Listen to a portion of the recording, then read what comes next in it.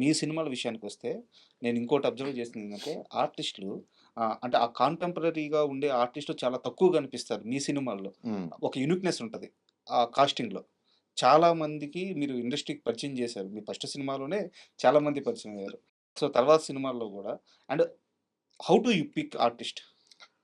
అది ఆహ్, నేనొకటి నమ్ముతానండి. అంటే మేబీ ఇప్పుడు ఇందాక మీరు అడిగిన ప్రశ్నే అనుకుంటా. తమిళ్ తాలూకా ఇన్‌స్పిరేషన్ మీకుందా అనంటే, హ్మ్. ఆ ఇన్‌ఫ్లూయెన్స్ ఉందేమో. అంటే తమిళ్, మలయాళం సినిమాలు వలన నాకు కొంత ఇన్‌ఫ్లూయెన్స్ ఉండొచ్చు. ఎందుకంటే చాలా రూటెడ్‌గా కనిపించే వ్యక్తులు కావాలి నాకు. హ్మ్. అంటే ఆ రూటెడ్‌గా ఉండే వ్యక్తులు కావాలనుకున్నప్పుడు అలాంటి ఆర్టిస్టులు దొరికితే బావుంటదని అనుకోవడంతో నా ప్రాసెస్ మొదలవుద్ది. అందుకని నేను ప్రతి సినిమాకి కాస్టింగ్ కాల్‌కెళ్తాను. ఓకే.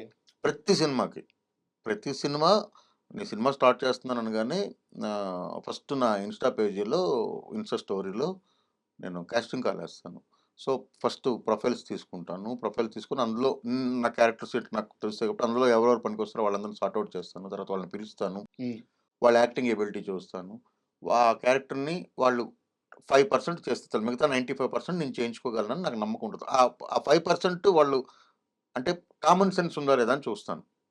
కామన్ సెన్స్ అంటే acting common sense. Common correct. Sense అంటే వాళ్ళ తాలూకా common sense. Correct. Acting common sense ఉందా లేదా అని చూస్తాను. అంటే ఓవర్ డూ చేయకుండా హ్మ్. ఎంత కావాలో అంతే చేయగలగడం. ఏం చెప్తే దాన్ని వాళ్ళు ఓన్ చేసుకొని చేయగలడం. అలాంటి కామన్ సెన్స్ ఉంది.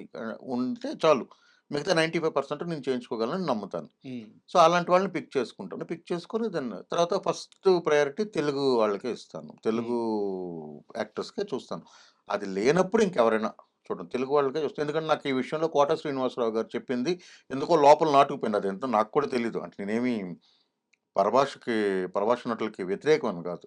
అంటే మనలోనే చాలా మంది ఉంటారు గదా! విపరీతమైన ఆర్టిస్టులున్నారు మనకి. విపరీతమైన టెక్నీషియన్స్ ఉన్నారు. వాళ్ళతోనే ఎళ్ళొచ్చు కదా! అన్న దీని మీద ఒకటి అడుగుతాను. ఇప్పుడు మీరు చెప్పిన సమాధానంలో నాకు 2 క్వెషన్స్ ఉన్నాయి. ఫస్ట్ ఆఫ్ ఆల్ వచ్చేసి మీరు ఆర్టిస్ట్‌లు చాలా మందికి కొత్త వారికి అవకాశం ఇచ్చారు. ఇంకోటి కూడా ఎగ్జాంపుల్ చెప్పాలంటే 'పుష్ప' సినిమాలో పలాస నుంచి ఎళ్ళిన చాలా మంది ఆర్టిస్ట్‌లు 8, 10 మంది అది ఆర్టిస్ట్‌లు. సుకుమార్ గారు ఆ! 'పలాస' సినిమాని రఘుగారి స్టూడియోలోనే సుకుమార్ గారికి చూపించాం. హ్మ్. సుకుమార్ గారు, సూర్యప్రతాప్ గారు, వేమారెడ్డి గారని అవును. సుకుమార్ గారి ఫ్రెండ్ ఉంటారు. అవును. ఆయన వాళ్ళ ముగ్గురొచ్చి నేను చాలా రోజులు సుకుమార్ గారిని వేధిస్తే, ఆయన చాలా బిజీగా ఉన్నారు ఆ టైంలో. ఒకరోజొచ్చి రాత్రి 10కో ఎంతకో వచ్చి చూసారాయన. మిడ్‌నైట్ 1 అయింది. 1:00కి ఆయన గట్టిగా కౌగిలించుకొని అందులో ఒక పాటుంది. ఆయన చెప్పిందే. "ఆ పాట తీసేసేయి" అని చెప్పారు. హ్మ్. 'ఓ సొగసరి' అని ఒక పాటుంటది. బాలసుబ్రహ్మణ్యం గారు పాడిన పాట. ఆ పాట తీసేసేయి అది ఎమోషన్‌ని కట్ చేస్తుందంటే నేను రెండో ఆలోచన లేకుండా తీసేసానది. ఓకే. అసలేం ఆలోచించలేదు ఆయన చెప్పారని ఇంకా. సో, ఆ పాట తీసేసాను. ఆ ఎమోషను అక్కడ టక్కన కట్ అవుతుంది. అది ఎళ్ళిపోవాలి. మధ్యలో పాటలోకి రావద్దని చెప్పారనమాట. సో, అప్పుడు చేసి ఆ మర్నాడు ఆయనే అడిగారు నాకు. 'జగదీష్' నంబరు అందులో ఆ అమ్మాయి 'శృతి' ఆహ్, 'టెక్కల 'టెక్కలి పద్మగా' పద్మ'. చేసిన ఆ! అమ్మాయి. 'శృతి' నంబరు. తర్వాత 'షణ్ముఖ్' నంబరు. 'విజయరామరాజు' నంబర్ ఇవన్నీ. 'షణ్ముఖ్' అందులో చేసాడు గదా! ఆహ్, 'అజయ్ ఘోష్' గారి పెద్ద తమ్ముడు హ్మ్. అవును. సినిమాలో. హ్మ్. మంచి పేరు. అతని పేరు జక్కారెడ్డి అనుకుంటా. హ్మ్. జక్కారెడ్డి. ఎక్కారెడ్డి. జక్కారెడ్డి క్యారెక్టర్ చేస్తున్నప్పుడు. సో, అతనే పలాసలో ఆ కాళికా వేషం వేసిన అమ్మాయి. అవును. సో, అలా తర్వాత 'రాజశేఖర్' అని ఒక అబ్బాయి ఉంటాడు. పలాసలో ఉన్న అబ్బాయి. అతనిది 'పవన్ సంతోష్' ఉంది. చాలా మంది అంటే నంబర్‌లు ఇక్కడ అప్పుడిచ్చాను. కేవలం 'పలాస' అనే గాదు, లేకుంటే 'పుష్ప' అనే గాదు. చాలా మంది ఆర్టిస్ట్‌లు మీ దగ్గర నుంచి ఎళ్ళినోళ్ళు. బట్ ఏ రోజు గూడా వాళ్ళు స్టార్స్ అయిన తర్వాత గూడా ఎక్కడ ఆహ్, 'తరుణ్ కుమార్' పేరు జెప్పింది లేదు. 'పలాస' గురించి మాట్లాడింది లేదు. తెలీదు మరి నాకు. అది ఇప్పటికి నాకు కూడా ఆశ్చర్యమే. అంటే రీసెంట్‌గా 'పోలాకి విజయ్' మాస్టర్ ఉన్నారు గదా! ఆ! నేనే మాస్టర్ చేశాను. 'నక్లీస్ గోల్డ్' స్పాట్ నేనే ఇచ్చాను అవును. ఆయనకి. రైట్. ఆయనకి ఫోను చేసి కూడా అడిగాను. మీరు చాలా దగ్గరలో మాట్లాడుతున్నారు గదా!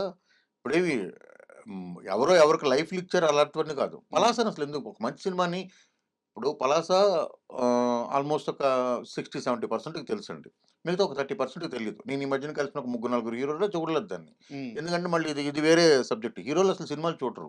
చాలా హ్మ్. వరకు సినిమాలు చూడట్లేదని నాకర్థం. వాళ్ళకున్న బిజీ షెడ్యూల్స్‌లోనో, వాళ్ళ దీంట్లోనో అంటే ఇలాంటి సినిమాలని స్కిప్ చేసేస్తారేమో అని నాకు అనిపించింది. ఒకవేళ సినిమాలనా? ఇలాంటి సినిమాలనా? ఇలాంటి సినిమాలని. మిగతా సినిమాలు చూస్తారు గదా! ఇప్పుడు పెద్ద సినిమా వచ్చిందన్నప్పుడు చూస్తారు. మీకా ఉదాహరణ చెప్పనా? అంటే పేరు చెప్పను. 'పలాసాని', 'శ్రీదేవి సోడా సెంటర్‌ని' కలిపి ఒక సినిమా తీస్తే అది పెద్ద హిట్ అయింది. అది మీకు తెలిసే ఉండాలి. ఓకే. పెద్ద హిట్ అయింది. బట్ అది ఆ హీరో ఆ సినిమాని చూడలేదని నేను అనుకుంటున్నా. ఎందుకంటే ఆ 2 సినిమాలు చూస్తే నా కథ విన్నప్పుడే ఈ 2 ఆల్రెడీ వచ్చేసిన సినిమాలు కదా! అని చెప్పాలి. ఎందుకంటే సెకండ్ హాఫ్ అంతా 'శ్రీదేవి అవును. చూడసంటారు.' ఫస్ట్ హాఫ్ అంతా 'పలాస' ఉంటది అందులో. ఓకే. 100 కోట్ల సినిమా అది. హ్మ్. సో, ఆహ్, అదే చెప్తున్నా. సో, యాజ్ ఇట్ ఈజ్‌గా ఉంటది మీకు. చాలా క్యారెక్టర్స్ ఉంటాయి. పెద్ద సినిమా అది. హ్మ్. అయితే ఓకే. ఇలా జరిగినప్పుడు మీరడిగిన క్వెషన్ చెప్తున్నాను. 'పోలాకి విజయ్' మాస్టర్ ఏమో ఎక్కడ మాట్లాడరాయన. ఆయనకదే అడిగాను. హ్మ్. 'పలాస' అని మీరు చెప్పినప్పుడు, ఆ వేదిక మీద మాట్లాడుతున్నప్పుడు అది మీరు చెప్తే నేను మీరు 'కరుణ కుమారు' నాకు పరిచయం చేశాడు అని కాదు. 'నక్లీస్ గొలుసు' పాటతో మీరు 'మీసాల పిల్ల' గురించి మాట్లాడిన అదే దీన్ని 'నక్లీస్ గొలుసు' కూడా మీరు అప్లై చేయాలండి అని హ్మ్. నేను చెప్పాను. హ్మ్. లేదండి నేను చెప్తాను కదా! అని ఆయనేదో చెప్పాడు. బట్ ఆయన వెర్షన్ ఆయనది. నాకు సంబంధం లేదు. బట్ నేను చెప్తున్నా. అలాగే చాలామంది యాక్టర్లు ఉంటారు. వాళ్ళు చెప్పరు. అలాగని మనం నన్నేమి చేయడానికి ఏం లేదు. మనం పోతూ ఉండాలంతే. బట్ ఎప్పుడు ఫీల్ అవ్వలేదా మీరు? ఫీల్ ఎందుకు అవ్వం? అంటే ఫీల్ అవ్వలేదని చెప్తే అది టూ మచ్ హిపోక్రసీ అవుతది. హ్మ్. ఖచ్చితంగా ఫీల్ అవుతాం. ఇప్పుడు ఆహ్, ఒక ఆర్టిస్టు చాలా రోజులు అంటే నాకు సంబంధమే లేదు. నేను సినిమాల్లో లేను. నేను ఏ సినిమా సెట్‌కెళ్ళింది లేదు. ఎవరి దగ్గర పని చేసింది లేదు. అంటే నాకు కాంటాక్ట్స్ లేవు. సో, నేను పలాసకి ఎలా పిక్ చేసుకున్నాను? ఎక్కడో 'లమకాన్‌లో' ఒక డ్రామా చూసినప్పుడు, 'ఫీనిక్స్ ఎరీనాలో' ఒక డ్రామా చూసినప్పుడు, ఎక్కడో ఒక చిన్న షార్ట్ ఫిల్మ్ 'క్యాంప్ శశి' వాళ్ళు చేసిన ఒక సీరీస్ ఉండింది. అప్పుడు వెబ్ సీరీస్ లాంటిది. సో సో, 'నిరుద్యోగ నటులని' అది చూసినప్పుడు వాళ్ళందరిని అందులోంచి నేను పిక్ చేశాను. వాళ్ళని నేనిక ట్రై చేసి, కాంటాక్ట్ చేసి, నేనే ఎఫర్ట్ తీసుకొని చేశాను. నా డైరెక్షన్ టీమ్ అంతా కూడా కొత్త పిల్లలు. హ్మ్. ఎవ్వరు అప్పుడే బీటెక్‌లు చేసి, ఒకళ్ళిద్దరు ఉద్యోగాలు చేసి సినిమాల్లోకొచ్చారు. మిగతా వాళ్ళు బీటెక్‌లు చేసి డైరెక్ట్‌గా సినిమాల్లోకొచ్చినోళ్ళు. వాళ్ళ ఐదుగురిని తీసుకున్నాం. వాళ్ళకి ఏం తెలీదు. మేము కంప్లీట్‌గా మేము నేర్చుకుంటూ సినిమా తీసినట్టు సో 'పలాస' అనేది. ఓకే. సో, అది మాకు ప్లస్ అయింది. అంటే ఈరోజు అన్ని లోతుపాతులు తెలవడానికి మాకు ఒక అవకాశం వచ్చింది. కానీ ఇప్పుడు ఇలా నేను వెతికి పట్టుకున్నట్లు ఉంటారు గదా! ఇలా వెతికి పట్టుకున్నట్లు కూడా ఎక్కడ ఆ విషయాన్ని ప్రస్తావించరు. ఖచ్చితంగా నొప్పేస్తది. బాధనిపిస్తది. ఖచ్చితంగా బాధనిపిస్తది. సో బాధనిపిస్తది. ఖచ్చితంగా బాధనిపిస్తది. ఎందుకంటే ఇప్పుడు ఆహ్, కొంతమందుంటారు. అంటే లాంగ్ రన్‌లో ఉండాడు. ఇప్పుడు మీకొక ఎగ్జాంపుల్ చెప్తాను. 'పెద్ద షావుకారు' చేశారు పలాసలో. అవును. జనార్దన్ గారని. ఐడియా ఉందా? ఆయన అవునవును. వైజాగ్‌లో he is an industrialist. So ఒక రియల్టర్ ఆయన. ఆయన ఓకే. ఒక 10, 12 బిల్డింగులు కట్టారు. ఆయనకు 25 ఏళ్లుగా ఒక ఇండస్ట్రీ నడుస్తుంది. ఆయన నెలకొక 40, 50 లక్షలు సంపాదిస్తారు ఆ టైంకే. హ్మ్. హ్మ్. Okay. He is very well of. Okay. First ఆయనకి సినిమా అంటే ఇష్టం. డ్రామా అంటే ఇష్టం. ఆయన నాకు నేను సినిమాల్లో లేని టైంలోనే పరిచయం. ఓకే. అంటే మాదంతా ఒక కామన్ గ్రూప్ ఉండేది. నేను వైజాగ్‌లో ఉండేటప్పుడు. మేము రెగ్యులర్‌గా కలుస్తుండేవాళ్ళం. వాళ్ళందరికీ ఆయన కొంచెం ఒక ఆయనొస్తే ఒక సరదాగా ఉండేది. ఆయన చాలా సరదాగా మాట్లాడతారు. బావుంటది. అలా పరిచయం. నేనిది రాస్తున్నప్పుడు ఆయనతో చేయిద్దాం అనుకున్నా. ఆయనకి కూడా తెలీదు ఆ విషయం. హ్మ్. అయిన తర్వాత ఆయనకి చెప్పాను. ఆయనకి ఆ క్యారెక్టర్ అంత పెద్ద క్యారెక్టర్ అంత ఎలాగవుద్దని ఆయనకి కూడా తెలీదు. అవును.